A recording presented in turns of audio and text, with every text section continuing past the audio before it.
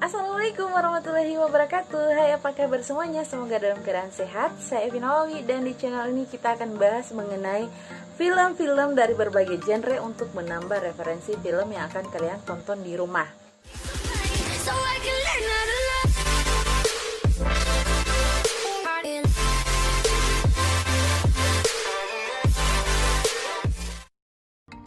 Tapi selain film, kita juga bisa membahas mengenai hal-hal yang sedang terjadi atau sedang viral di seputaran kita atau di belahan dunia lain untuk menambah informasi kita. Sebelum lanjut, saya ingatkan jangan lupa subscribe, like, komen, dan share video ini ke seluruh sosial media yang kalian punya ya. Thank you. Nah, kesempatan kali ini atau di video pertama saya akan memberikan 5 daftar film yang bergenre horor yang wajib untuk kalian lihat. Kenapa saya bilang wajib? Karena film-film berikut merupakan film-film yang sangat sukses di pasaran pada masanya dan tentunya mampu membuat yang nonton di rumah akan merasakan sensasi merinding, menegangkan, dan menyeramkan. Penasaran? Langsung saja kita ke film yang pertama.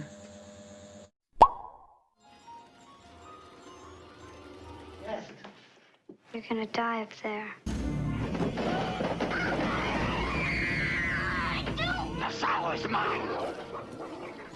The Exorcist, film yang dirilis pada tanggal 26 Desember 1973 dengan durasi 132 menit ini disutradarai oleh William Friedkin dan diperankan oleh Ellen Burstyn, Linda Blair, Max von Sydow, Jason Miller, dan Mercedes McCambridge.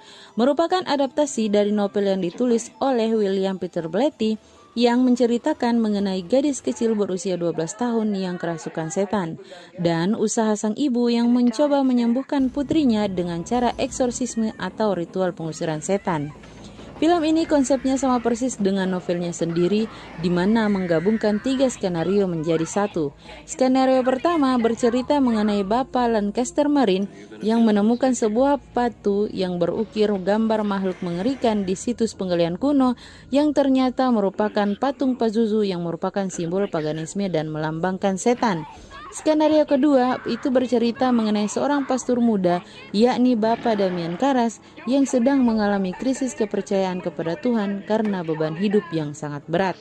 Untuk skenario yang ketiga, berpusat pada seorang gadis yang bernama Regan berusia 12 tahun yang mulai mendapati gejala aneh baik dari dirinya maupun di sekitarnya. Awalnya, Chris ibunya Regan berpikir ini karena masalah perceraiannya dengan sang ayah yang berimbas pada Regan. Namun, semakin lama dibawa ke berbagai dokter untuk melakukan perawatan, Regan malah semakin lemah dan tabiatnya berubah menjadi kasar. Suaranya pun bisa berubah-ubah. Puncaknya, dokter yang memaksa untuk merawat Regan ditemukan mati mengenaskan. Dari kasus Regan ini, maka gereja atas permintaan Bapak Karas yang sebelumnya sudah bertemu dengan ibunya Regan dan sudah melihat kondisi Regan, memanggil Bapak Merin untuk bersama-sama melakukan ritual eksorsisme pada Regan. Meski gereja tahu bahwa Bapak Merin memiliki masalah dengan jantungnya, oleh karena itu dia dibebas tugaskan. Klimaksnya Bapak Merin dan Bapak Karas meninggal dalam ritual eksorsisme tersebut. Bapak Merin meninggal sebelum melakukan CPR dan Bapak Karas kemudian mencekik Regan dan meminta setan yang masuk di tubuh Regan berpindah kepadanya serta menerjunkan dirinya dari lantai atas rumah Regan.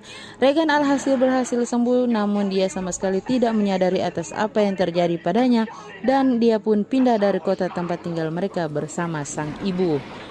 Untuk informasi, film ini menjadi salah satu film horor paling menguntungkan sepanjang masa dengan memperoleh penghasilan sebesar 402,5 juta dolar dengan biaya produksi yang hanya mencapai 12 juta dolar saja. Selain itu, film ini memperoleh 10 nominasi pada Piala Oscar.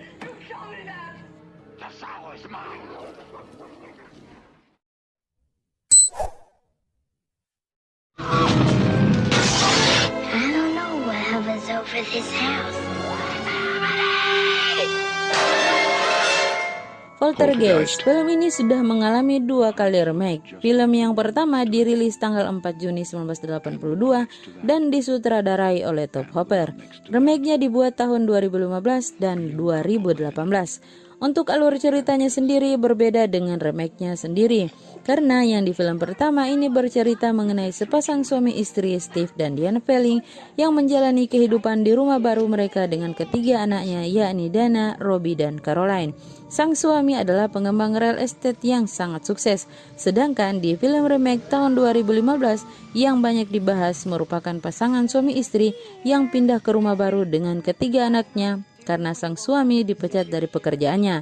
Kemudian di film yang pertama yang menjadi korban adalah anak perempuan mereka yang paling kecil, sedangkan di film 2015 yang menjadi korban adalah anak laki-laki yang kedua. Untuk ceritanya sendiri ini berpusat pada Caroline yang dimana malam pertama di rumah baru mereka, Caroline sudah mulai merasakan ada perasaan keberadaan makhluk halus. Mulai dari dia bisa berkomunikasi melalui televisi keluarga, dan malam berikutnya Ana terbangun serta melihat tangan putih keluar dari televisi, dan terjadi gempa yang hanya Ana bisa merasakannya sendiri. Singkat ceritanya, setelah beberapa malam Ana terus diganggu, dia malah berpikir bahwa itu adalah teman-teman imajinasinya saja. Lalu ia mengabaikan dan masuk pada dimensi lain melalui lemari di dalam kamarnya. Kedua orang tua Ana kemudian menjadi panik dengan kehilangan anak mereka, dan pada akhirnya meminta paranormal atau cenayang untuk membantu menemukan di mana sang anak berada, karena makin banyak kejadian mengerikan yang terjadi di rumah mereka. Setelah ditelusuri, ternyata rumah mereka itu berada di atas perkuburan lama, di mana yang membangun perumahan tersebut hanyalah memindahkan batu nisan mereka saja, dan kerangkanya dibiarkan di dalam tanah dijadikan pondasi rumah. Di akhir film ada adegan di mana ayah dan anak tertua berada di luar rumah. Sang ibu dan kedua anaknya sendiri merapikan barang-barang untuk segera pindah, yang pada akhirnya malah hampir menjadi korban atas roh jahat yang berada di rumah mereka. Untuk biaya produksi film ini memakan biaya sekitar 10,7 juta dolar dengan penghasilan sebesar 121,7 juta dolar.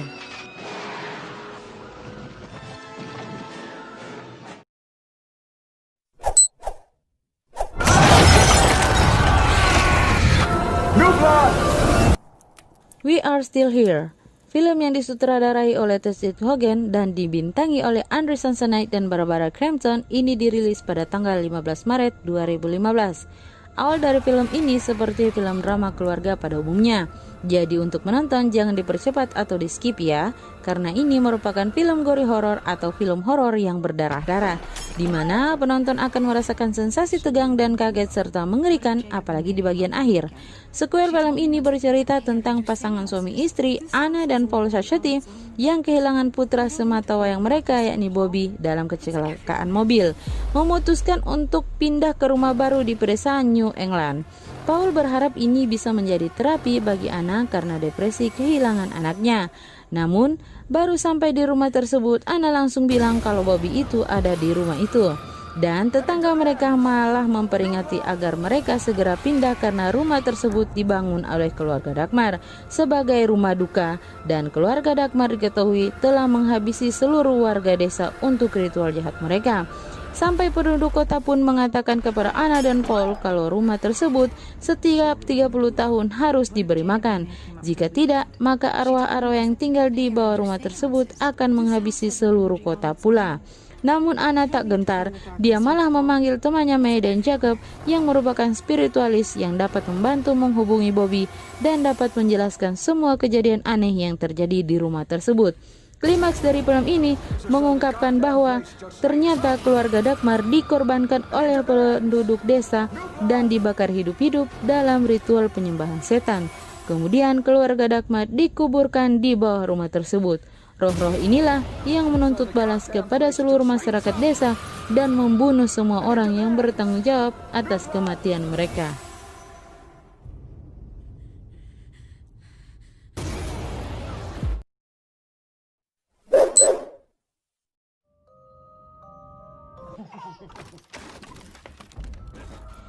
Insidious, film ini merupakan serangkaian film horor dan memiliki 4 seri film.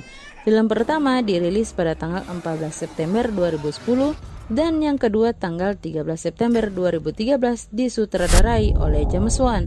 Film yang ketiga dirilis tahun 2015 dan disutradarai oleh Leigh Whannell Dan film keempat dirilis pada tanggal 7 Januari 2018 disutradarai oleh Adam Robitel. Dari film seri pertama sampai dengan yang keempat, kita disuguhi seperti menonton film dalam satu lingkaran di mana ceritanya menggunakan alur mundur. Kenapa saya bilang begitu? Karena film Insidious ini yang ditonjolkan adalah peran cenayangnya sendiri, yakni Alice Renner. Namun di film pertama tokoh ini malah mati di tangan pasiennya sendiri. Untuk skenarionya sendiri, pada dua film pertama berpusat pada pasangan suami istri di mana anak mereka menjadi koma karena melihat hal-hal gaib yang terus-menerus mengganggu dan menginginkan raga mereka untuk ditempati. Untuk alur film ketiga ini sedikit berbeda dari dua film sebelumnya, karena yang mengalami gangguan roh jahat ini adalah seorang gadis yang diakibatkan oleh kerinduannya atas kehilangan ibunya. Ia hingga melakukan pemanggilan roh untuk ibunya, tapi yang datang atau berkomunikasi malah roh jahat yang menjadikannya budak dan mengganggunya terus-menerus. Untuk film yang keempat bercerita tentang Alice si cenayang itu sendiri yang mendapatkan kasus yang membuat ia harus kembali ke rumah masa kecilnya yang ia tinggalkan setelah ibunya meninggal. Dan dia mendapatkan tekanan dari sang ayah yang tidak mempercayai adanya makhluk supranatural yang selalu menghukumnya atas apa yang ia lihat. Di film terakhir ini, Alice akhirnya bertemu dengan adik laki-laki satu-satunya yang dia tinggalkan dengan ayahnya dan mendapati kebenaran bahwa ayahnya semasa hidup dikendalikan oleh roh jahat yang ada di rumah tersebut, sehingga sang ayah selalu bertabiat buruk. Ini juga merupakan salah satu film terbaik dengan budget rendah namun mendapatkan keuntungan yang besar, di mana biaya produksi dari total keseluruhan 4 film ini hanya mencapai 26,6 juta dolar saja dan meraup keuntungan sebesar 539,4 juta dolar.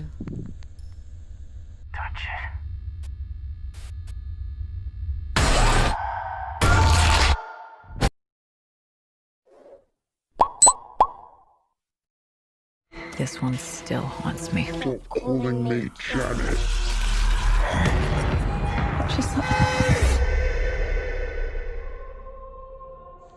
The Conjuring. Ini juga merupakan film horor supranatural yang sejauh ini memiliki 2 seri film. Film pertama dirilis pada tanggal 19 Juli 2013 dan film kedua dirilis pada tanggal 10 Juni 2016. Film yang disutradarai oleh James Wan dan dibintangi oleh Vera Farmiga dan Patrick Wilson diangkat dari kisah nyata oleh pasangan suami istri Ed dan Lorraine Warren. Para sequel film pertama dan kedua memiliki cerita yang sama di mana Ed dan Lorraine membantu keluarga yang mengalami gangguan supranatural. Pada film pertama, Ed dan Lorraine membantu sebuah keluarga yakni pasangan Caroline dan Roger Perron beserta 5 putrinya yang tinggal di rumah pertanian tua dan sering mendapatkan kejadian-kejadian aneh serta menakutkan. Mulai dari sekujur tubuh sang istri yang menjadi memar, anjing mereka yang mati mengenaskan di mana sebelumnya sang anjing enggan memasuki rumah, serta puncaknya sosok jahat yang menyerang anak mereka. Setelah Ed dan Lorraine membantu menyelidiki, ternyata rumah tersebut milik seorang penyihir yang bernama Bathsheba yang mengorbankan anak-anaknya kepada setan dan mengutuk siapa saja yang berani mengambil tanah miliknya. Tanah yang dulunya memiliki luas sekitar 200 hektar lebih, kini telah dibagi-bagi dan Ed serta Lorraine sering mendapatkan banyak laporan pembunuhan dan kasus bunuh diri di rumah-rumah yang didirikan di atas tanah tersebut. Akhir dari cerita ini, Ed dan Lorraine melakukan ritual pengusiran setan dan berhasil menyelamatkan Caroline beserta putri-putrinya. Pada film yang kedua bercerita tentang seorang ibu yang merupakan orang tua tunggal Peggy Hudson dan keempat anaknya mengalami teror dari arwah-arwah yang ada di rumah baru mereka. Semua berawal dari kedua putrinya yang memainkan papan kuija yang tanpa sadar telah memanggil kehadiran roh jahat. Di film ini juga pertama kali munculnya setan falak yang meneror pasangan Ed dan Lorraine, di mana Lorraine selalu diberikan penampakan yang menyeramkan dari hantu ini sampai Lorraine dapat melihat kematian Ed karena hantu falak tersebut. Klimaks dari film ini yakni Ed dan Lorraine sadar bahwa yang meneror keluarga Hudson adalah hantu falak itu sendiri yang telah mengikuti Lorraine dari kasus sebelumnya di film pertama. Setelah melakukan banyak perjuangan dan Ed Harris mati sesuai dengan penampakan yang Loren lihat, Loren bisa dengan tepat waktu menyelamatkan Ed dan Janet dengan menyebut nama hantu falak dan segala kekuatan yang dia miliki. Menurut saya di film yang kedua ini lebih menegangkan serta penuh misteri dan tentunya lebih menyeramkan. Jika teman-teman penasaran, silahkan download saja film dan tonton bersama keluarga serta teman. Untuk biaya produksi kedua film tersebut memakan biaya sekitar $60 juta dengan keuntungan sebesar $625 juta.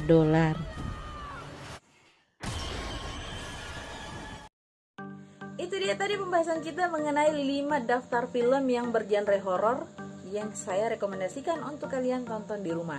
Tapi saya tidak rekomendasikan itu untuk kalian tonton di rumah sendirian ya. Apalagi jika kalian merupakan orang yang penakut sama seperti saya, tapi penasaran dengan film-film horor tersebut. Sekian dulu video kali ini. Nanti kita akan bertemu lagi di video selanjutnya. Tapi jangan lupa saya ingatkan kembali, subscribe, like, komen, dan share video ini ke seluruh sosial media yang kalian punya. Bye!